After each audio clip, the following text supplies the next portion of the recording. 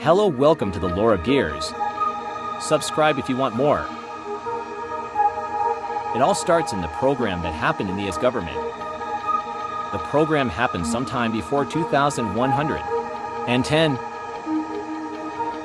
They used artificial diamond instead of carbon nanofibers.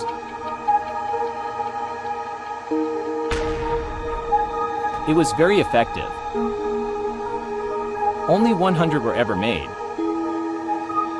Next we move on to the third in the series, the Spec Gamma. A decade later, the survivors of the World War found the facilities that hold the blade and found it. They were made to slice the exoskeletons of the enemies. Instead of diamond, they were made of sapphires. 95% as effective and only 20% of the cost. It was a success. The fourth in the series was Spec Epsilon. Hundreds of years later,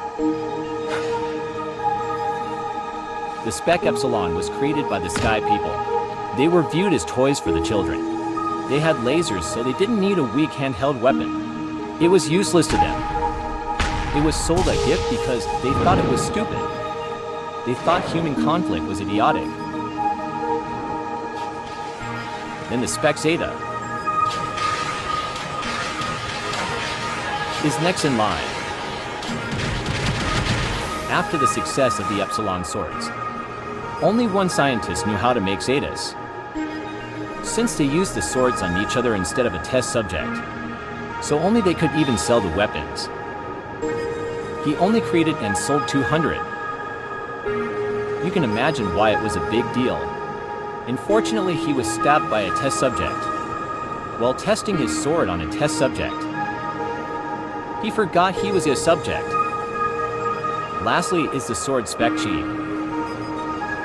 It was made during the Christmas Wars, where Santa and his elves as robots attacked everyone. It was made to slash the robots.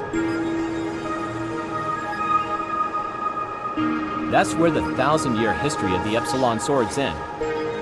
I can't help but notice it was always used for destructive reasons, or greed.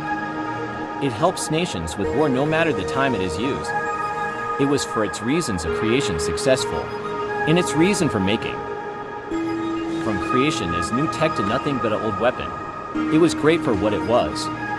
Now that is the history of Epsilons. Like and sub if you want more lore type videos.